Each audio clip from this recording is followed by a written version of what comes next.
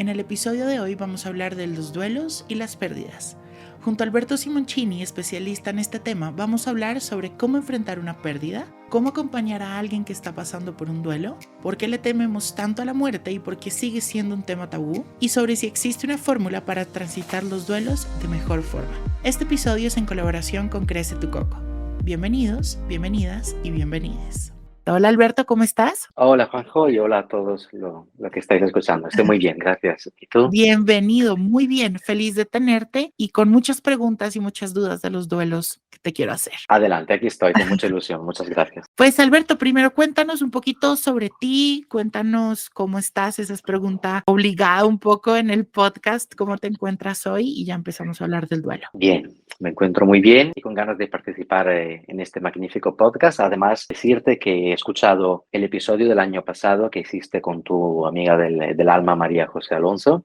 Y me ha emocionado mucho y decirte que habéis compartido una cantidad impresionante y muy valiosa de elementos importantes sobre el duelo. Así que hoy espero no repetirme demasiado porque habéis dicho cosas muy, muy, muy sabias y muy inteligentes. Así que enhorabuena a los dos. Qué bueno, qué bueno. Pues para empezar a hablar, me encantaría que comentáramos un poco por qué o cómo enfrentar una pérdida. Creo que estos momentos en los que nos enfrentamos a estos cambios, porque yo creo que una pérdida, vela desde donde la quieras ver, desde un ser querido, pérdida de un trabajo, de una relación, trae cambios importantes en la vida de todos, ¿no? No solo en las dinámicas, sino también empezamos a sentir emociones que posiblemente antes no sentíamos. ¿Existe una receta, una fórmula para enfrentar estas pérdidas y estos duelos? Si me permites, Juanjo, aprovechando esta pregunta, me gustaría hablar de lo que es un duelo y de lo que es una pérdida, porque a Por menudo favor. utilizamos estas palabras y creo que es bueno, ¿no? Que casi siempre se dice duelo, lo que se refiere a la pérdida de un ser querido, ¿no? Por la muerte de un ser querido. Pero como tú acabas de decir, no es así. El duelo es proceso de aceptación, integración de una o más pérdidas. Me gustaría también decir la etimología de las palabras duelo y luto, desde el latín duelo y luto desde el griego, porque esto nos ayuda luego para conversar sobre las claves para procesar un duelo. Evidentemente, duelo viene de doler, del latino, que tiene la raíz que tiene que ver con el dolor. O sea, el duelo es algo que duele, y de esto no cabe duda. Pero desde el griego antiguo, luto viene del luo, que significa deshacer. Deshacer, así como se deshace el azúcar en el agua, pero también deshacer un nudo, o sea, soltar, dejar algo. Y estos son elementos característicos de cualquier proceso de duelo. Bien, pérdidas hay muchas. Yo trato 10 principales pérdidas. Y, como he dicho antes, no es solo la muerte de un ser querido, la pérdida del trabajo. Es la pérdida de la funcionalidad motora cognitiva, por ejemplo. Es la pérdida de una amistad. Es la pérdida, he tenido pérdida también como cuando sufrimos acoso, mobbing en el trabajo, bullying en el cole, maltrato, ¿no? Maltrato psicológico, abuso físico, incluso pérdida de dinero, pérdida de estatus, de prestigio. Todas esas son pérdidas. Entonces la pregunta es ahí, ¿qué es una pérdida? La pérdida, ¿no?, es el acto de perder algo o alguien. Entonces nosotros podemos perder solo lo que tenemos. ¿Realmente tenemos este algo o este alguien? Qué importante eso Porque que dices, ¿no? Porque sí, creo que ahí nos reta mucho a repensar el tema, por ejemplo, de que creemos que tenemos personas, que tenemos a las personas con nosotros y nos aferramos mucho a esa idea, ¿no? Qué importante eso que dices. exacto, cuando en realidad la clave de nuestra experiencia de vida en el presente reside en las relaciones. En las relaciones, ¿no? Tu amiga María José decía, te amo, te amo, te amo, te amo, te amo. Esto es nutrir las relaciones. Ser sincero, ser auténtico, dejar siempre detrás nuestro un buen perfume, como portándonos bien, de la mejor manera que podamos. Entonces tenemos relaciones. Y estas son las que, bajo la forma de memorias, que nos quedan cuando, por ejemplo, perdemos algo o a alguien. De acuerdo. Y entonces, teniendo en cuenta esto, ya entendimos un poco mejor qué es una pérdida, qué es un duelo y todo esto. ¿Cómo podemos enfrentarlo de mejor manera? Para ti como terapeuta, ¿crees que exista una fórmula perfecta para vivir el duelo o cómo transitarlo? Yo veo el duelo como un proceso del no, o sea, la transición desde un no, no quiero esta realidad, no quiero esto que me ha pasado, no quiero que esto pasado haya pasado, no quiero volver atrás. Transición de este no a un sí, que es la aceptación. Sí, vale, acepto esta nueva realidad donde falta lo que antes tenía, lo que antes vivía, lo que antes yo era. Entonces, ¿qué es lo que tengo que hacer? Enfrentarme a eso. Mi clave, evidentemente, cada duelo es una historia personal, es una narrativa única de cada persona, pero hay un elemento común que es no quiero sufrir. Y el elemento clave para mí es ir justo en el centro del sufrimiento. Porque si lo evito, se queda ahí, ¿no? No puedo querer no sufrir, pero no puedo no sufrir. Eventualmente lo puedo desplazar en el tiempo, puedo esperarme, puedo llenarme todos los días de más gimnasio, más trabajo, más cervezas, más discoteca, más cine, todo lo que quieras, más videojuegos. Pero llegará un momento en el cual tendré que enfrentarme a la realidad. Y de realidad, o por lo menos lo que para nosotros es la verdad de la realidad, es una y es, vale, esta cosa o esta persona que antes estaba, ahora no está. ¿Qué hacemos con eso? ¿De qué manera cambiamos o intentamos cambiar la percepción de lo que estamos viviendo? Que al fin y al cabo, todo lo que nosotros consideramos que es nuestra experiencia de vida es la consecuencia de nuestra percepción. Yo no tengo un contacto real y directo con la realidad de afuera, sino que la percibo a través de los sentidos. Claro, cada quien vive su propia verdad.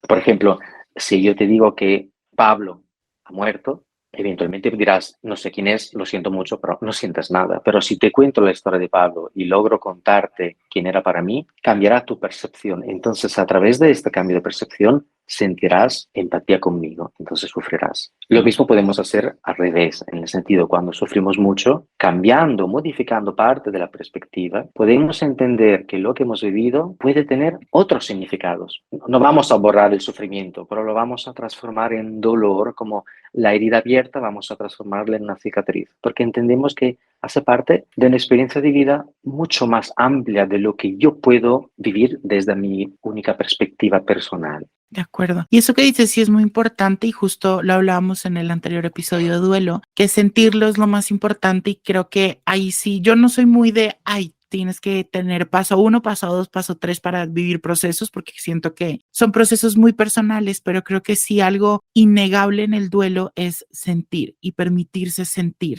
Creo que el evadir esos sentimientos, esas emociones que llegan, ese dolor, como decías ahorita, tú puedes poner ese dolor en la esquina del cuarto, pero eventualmente vas a tener que voltearlo a mirar. Y posiblemente Exactamente. cuando te voltees a mirarlo va a ser muchísimo más grande y va a explotar de una forma de pronto más inmanejable, ¿no? Que yo creo que nos Sí. llena mucho de miedo porque sí estamos un poco como sociedad en este juego de no podemos sentir, no podemos mostrarnos tristes, conectar con nuestra vulnerabilidad es algo que casi impensable, pero precisamente con el duelo viene mucha tristeza y la tristeza, el mensaje que nos viene a dar, o uno de los tantos mensajes que nos viene a dar, pues es eso de reconocer un poco lo que era importante para nosotros y precisamente la tristeza, por eso cuando nos sentimos tristes como que sentimos que todo va en cámara lenta porque precisamente nos baja un poco las revoluciones del cuerpo para que podamos transitar todo un poco más lento y poder como analizar todo de mejor manera. Eso que dices me Sí. encanta, el poder sentir.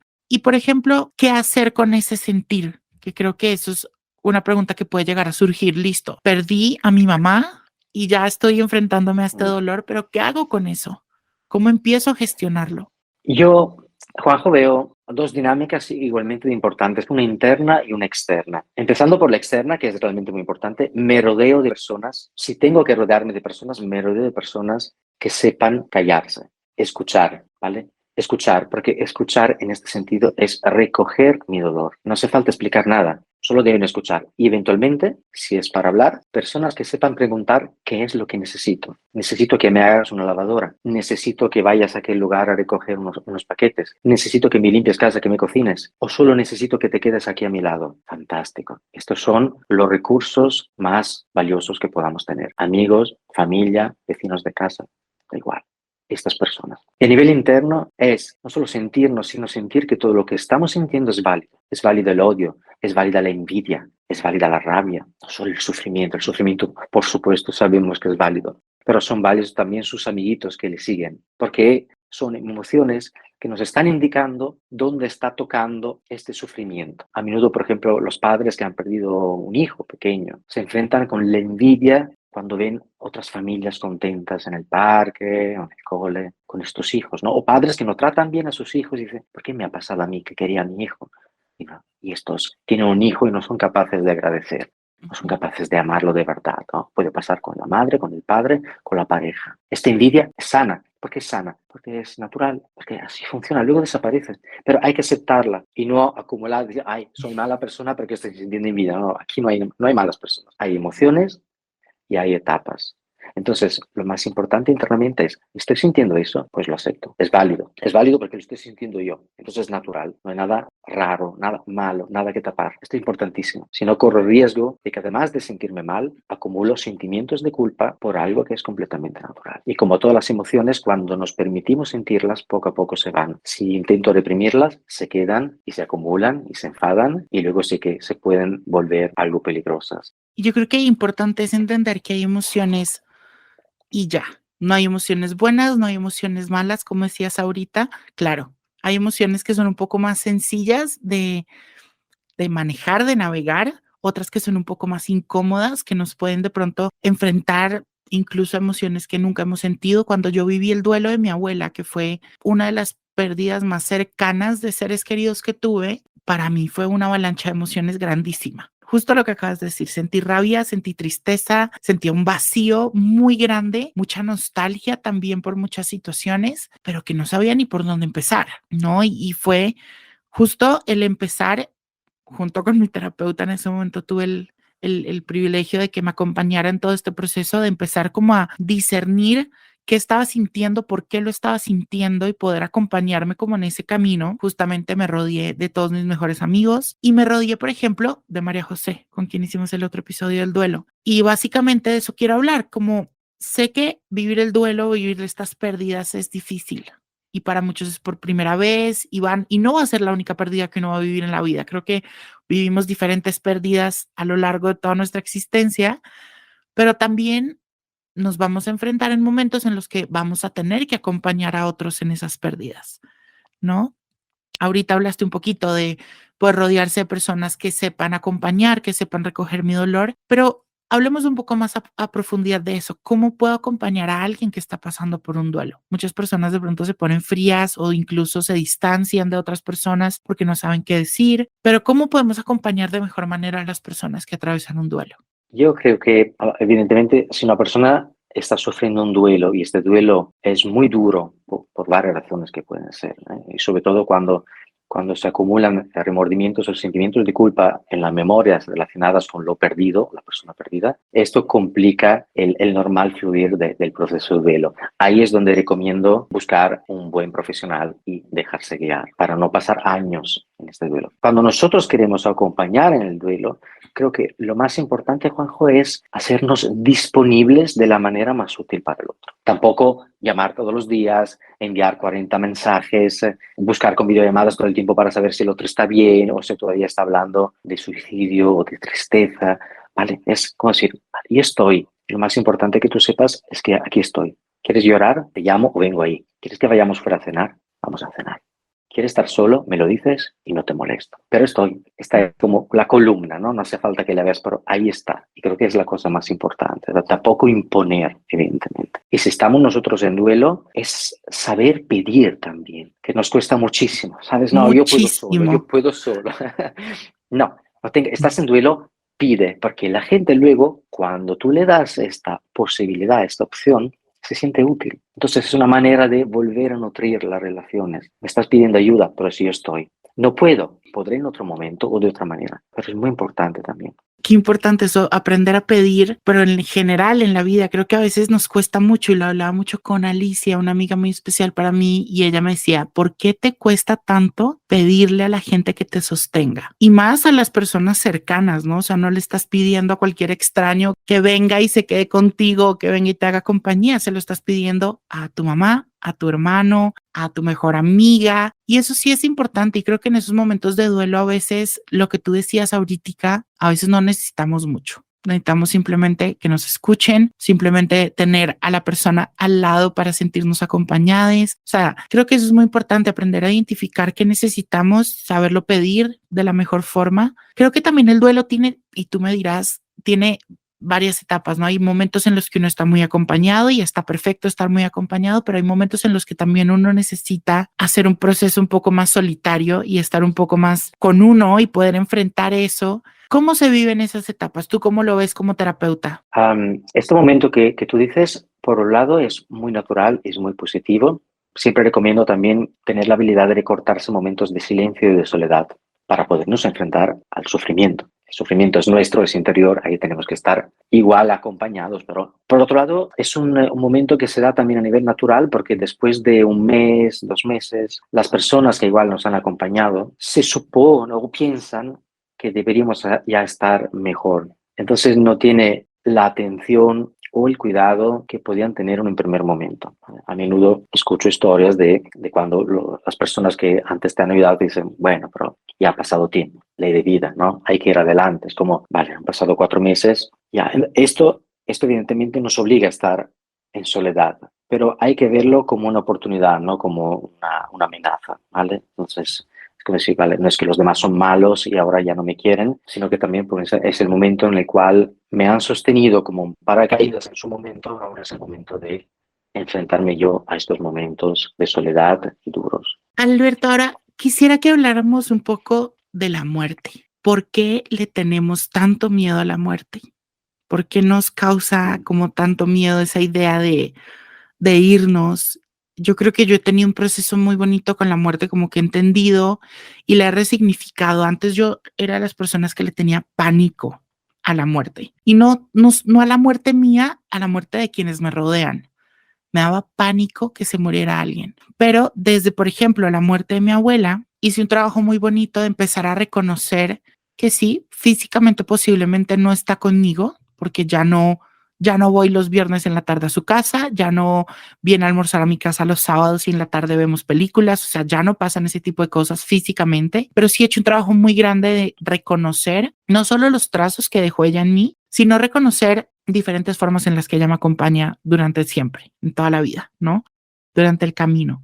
¿Por qué le tenemos tanto miedo a la muerte? ¿Por qué sigue siendo además un tema tabú? Porque mucha gente, no sé, tú hablas de la muerte o hablas de cuando alguien murió y es como, ay, pero ¿por qué sigues hablando de esa persona? Parece que no la has superado. ¿Sabes? Como, ¿por qué pasa eso? Yo creo que humanamente tenemos miedo a lo que no conocemos. Si te invitara a andar a medianoche por un callejón completamente oscuro, en el cual escuchas que hay unos sonidos y no sabes qué está pasando, esto te daría miedo. Entonces las emociones también funcionan bien y son positivas porque nos alertan de que no sabemos lo que hay ahí y que podría ser peligroso. Nosotros sabemos que bueno, la muerte, si lo entendemos como el contrario del nacimiento, tampoco sabíamos dónde estábamos antes de nacer, ¿no? Entonces no sabemos lo que va a pasar después. Y creo que esto humanamente nos da miedo. Por otro lado, la muerte que vivimos cuando estamos vivos, porque mientras estemos vivos asistimos a la muerte de los demás, a la nuestra, ¿no? Tenemos experiencia de mucho sufrimiento, de muchos traumas, de mucho miedo. Entonces, no la asociamos con algo bonito. Luego, esto es más un recorrido exactamente como has dicho antes, podemos hacer después, ¿no? Entonces, bueno, asumimos que tal vez la muerte es el fin del cuerpo físico, que es lo único que sabemos. No sabemos lo que pasa con la conciencia. Entonces, ahí podemos tener una vez más, una perspectiva diferente. Esto no quita el hecho de que cuando vivamos experiencias de muerte puedan doler, pero es humano que duela. Y en cuanto al miedo, bueno, yo creo que este miedo poco a poco va desvaneciendo en el momento en el cual hablamos de la muerte, nos confrontamos con los demás y hablamos también de cómo pueden ser bonitos los procesos de acompañamiento cuando no son traumáticos, cuando se puede elegir el momento en el cual irse. Y qué bonito también todo el proceso después, porque tú sigues amando a tu abuela. Tu abuela existe todavía donde siempre ha existido, que es en tus memorias, fruto de la percepción de la cual hablamos antes. El hecho de que haya dejado el cuerpo aquí en el planeta Tierra implica que no podrás producir nuevas memorias, pero las tienes vivas, tienes memorias vivas cargadas con emociones. Esto es lo más importante y esta es un poco la clave del hecho de que morimos y no morimos, porque en realidad vivimos siempre en la percepción interna de las personas. A nivel de conciencia, yo puedo asumir que si ahora soy consciente de este momento presente, Cuando haya muerto ya no lo seré, pero para los demás sí que me quedaré. Me De quedaré por todas acuerdo. las cosas que he compartido en las relaciones, con todo lo que he dejado, que no son cosas, que son memorias, son emociones. Y yo creo que también mucho este miedo a la muerte o a la muerte de los demás viene también desde una idea un poco como de ese miedo que tenemos de que no estamos viviendo al máximo con la persona, no estamos, no sé, viviendo un poco como también desde la carencia, ¿no? En ese sentido. A mí me daba mucho miedo, por ejemplo, no sé, la muerte de mi abuela, me acuerdo mucho porque, claro, en mi cabeza estaba, no sé, hace unos días no le quise contestar porque no quise contestarle o me invitó a almorzar y me dio muchísima jartera de ir y no quise y me dio, o sea, dije no, que me prefiero quedarme durmiendo y de pronto empezamos como a vivir eso de que sabemos que o creemos que podemos dar más en las relaciones y pues si se muere pues ya no vamos a poder darlo y creo que con esto quiero dejar la invitación de que podamos vivir un poco uno anclados al presente, creo que es muy importante y tratar de siempre cultivar, como decías ahorita, de cosechar esas relaciones de la mejor forma que podamos en el momento que podamos y tener la idea de que siempre hacemos lo que podemos con lo que tenemos en el momento y aprender a disfrutar también a las personas. Creo que eso es muy importante y no cerrarnos a compartir momentos con esas personas, porque después pues, es innegable que a veces nos va a pesar muchas cosas después de la muerte de las personas. Exacto, estos remordimientos o sentimientos Ajá. de culpa. Yo creo, esta reflexión que has hecho va como en un binario, ¿no? En paralelo. Me esfuerzo para ser más consciente de los que estoy viviendo. Estoy enfadado, vale, puedo pedir disculpas, puedo perdonar ahora mismo, pues lo hago. Tengo ganas de decirle te quiero, te amo a alguien, pues lo hago. Tengo ganas de hacer un regalo, lo hago. Y por otro lado, la conciencia de que siempre hacemos lo máximo que podamos. Y este máximo yo lo veo como el aire contenido dentro de un globo. Podría ser más o menos, sí, obviamente, pero en este momento este es el aire que contiene y es el máximo potencial. Entonces yo soy lo máximo que pueda, tanto el día que me enfado como el día que hago caridad. Porque eso es lo que toca en aquel momento. No hay otras historias. Si no me pierdo.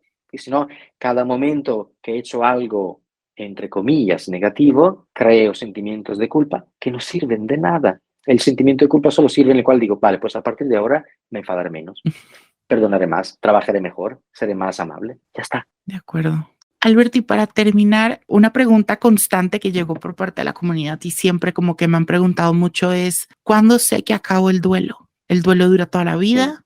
¿Es un momento específico? ¿Cuándo sé que este proceso se terminó o logré acomodar ese dolor, logré acomodar la relación con la persona que tenía, logré acomodar mi nueva realidad a no tener el trabajo que tenía antes o el estatus como nos decías? ¿Cómo sé que terminó ese proceso de duelo? Mira, yo veo tres emociones importantes que definen un poco los diferentes momentos del duelo. Hay el momento de la rabia y la rabia siempre es consecuencia de una cantidad de sufrimiento enorme que no puedo gestionar. ¿Vale? La rabia es como el guardaespaldas del sufrimiento.